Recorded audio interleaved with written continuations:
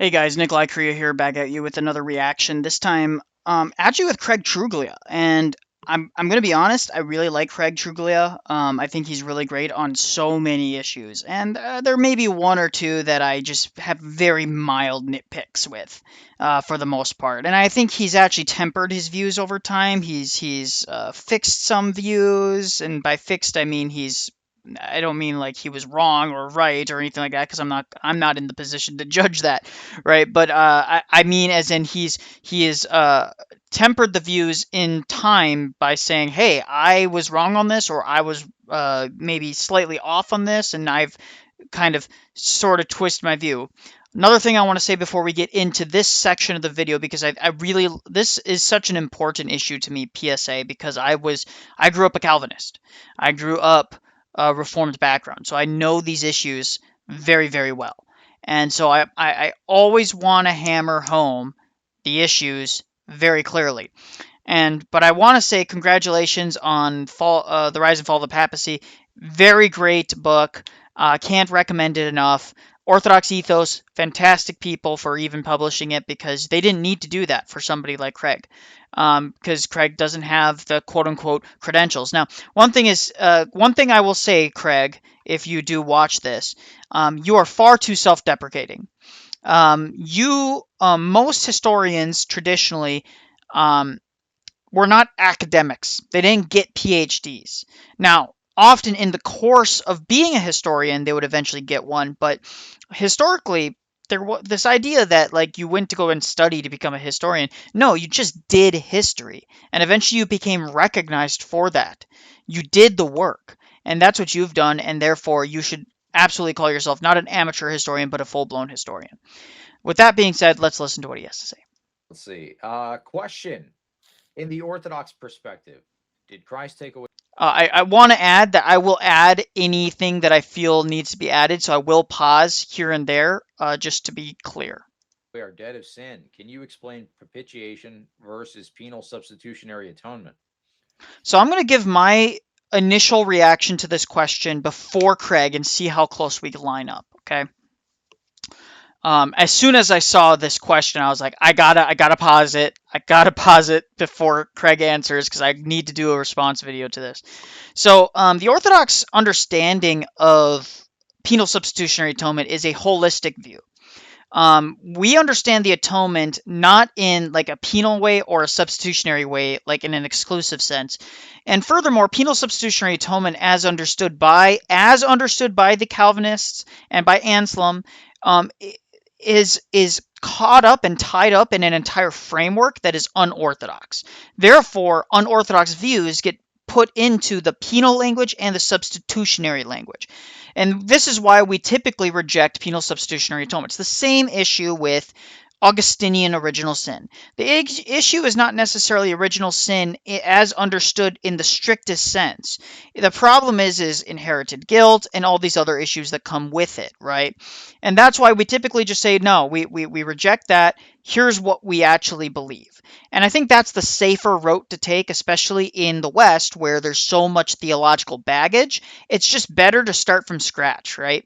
So Craig may disagree or agree with me on this, but that's the first thing. The second thing is that typically we look at the atonement in a holistic view. Now, what do we mean by that? We mean Christus Victor. We mean ransom. We mean exemplar, right? We mean all of these different things. Christ's entire life was, in a sense, recapitulating mankind and all of creation, right? Christ's very incarnation was beginning the healing process of mankind. We view the atonement in a very medicinal way. Medicinal language is the emphasis of the church. Now, people will use like quote minds to try and suggest that, oh, there's penal language here and there's substitutionary language there. Sure, no one's denying that there can be language that is used to emphasize certain aspects of it. But when we look at the theanthropic body of the church, the living body of the church, over time, the emphasis has been medicinal. It has become increasingly medicinal. Why? Because that is the perspective that, one, is the most relevant to mankind, and two, it digs deep at the heart of what orthodoxy is. And we know that the body of the church naturally forgets and remembers things as needed. For example, there are thousands of early church fathers where God and the church in their wisdom has decided not to emphasize them as much as others. So, for example, in its wisdom, the Cappadocians have been honored above other saints in that those are the people that we base a lot of our foundational theology on.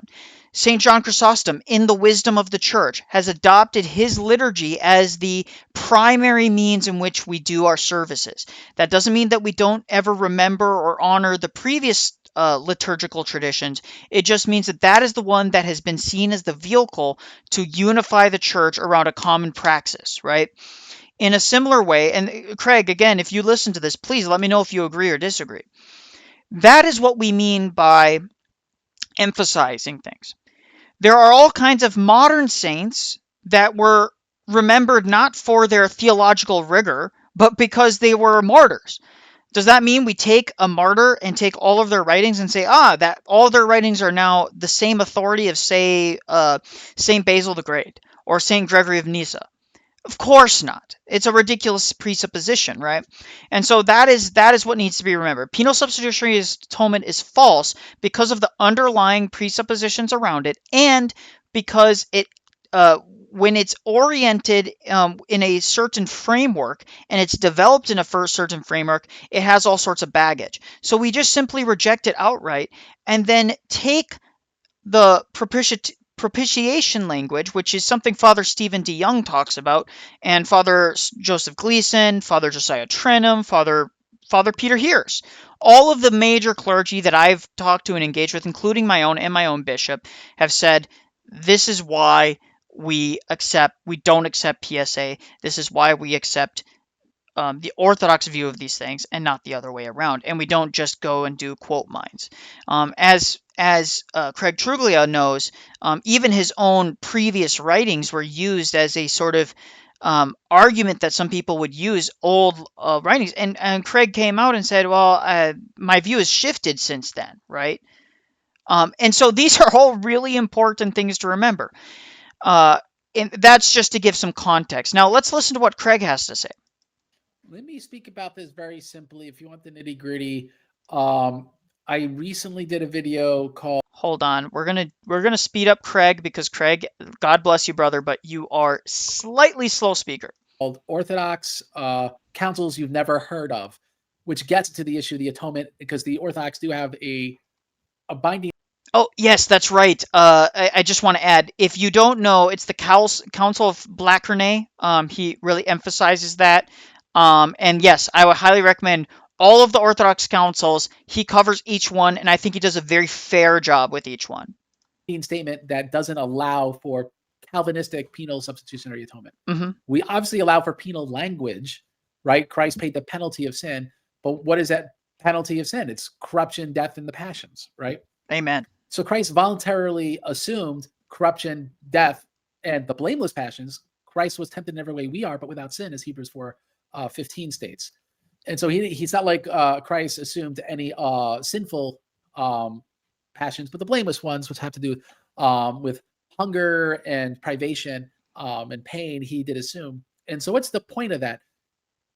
Christ, totally righteous, totally sinless, who didn't need to corrupt, die, not only because he's God, because he's sinless mankind.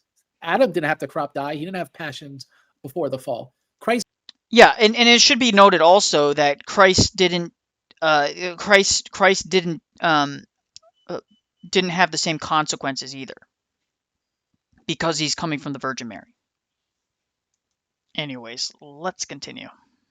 He's voluntarily assumed these things, and it's kind of like it's a universal illegal operation, right? So his whole life was an atonement. His life, his death, and his resurrection, because it then did the law of nature. You read the patristics, they talk about the law of nature a lot. And so I think a lot of arguments in the atonement kind of miss the mark because they're focusing on just one aspect of Christ's economia, his economic dispensation, his life with us on earth. Mm-hmm. And his life was an atonement, because when Christ was hungry, when Christ experienced pain before he died, that was totally unjust. He did nothing to deserve this, right? And so that was a payment for a penalty that we owe because our corruption, death, and passions are a result of our sinfulness. Christ voluntarily assuming the penalty. And it should be noted that um, the natural consequence of saying that a lot of people say that the debt is owed to God, right? And that's not really the Orthodox understanding, is that it's not really owed to like God is not like angry and needs to be paid by sacrificing his son, which would essentially split the Trinity in their wills, because Christ obviously doesn't want to do that, but he does. No, Christ voluntarily chose to do that, which is taking on the blameless passions, taking on these things. And Christ felt all of those things on the in his life. He had to deal with all those things because that which has not been taken up cannot be healed, right? So Christ is healing human nature. Like the very human nature is being healed by his union. That's why the incarnation starts the healing process. Penalties of sin undoes the effects of sin for those who are in union with Christ by faith, repentance, baptism, communion in his flesh and blood, and partaking the sacramental life of the church. So as we could see, the atonement is this integrated whole. It was never meant to be kind of sliced and diced in some respect to be like just a moment in time, or because of what it is, it renders irrelevant or superfluous the efficacy of the sacramental life of the church. Interesting. Yeah, I like that. I like that takeaway. You said you did a video on that recently?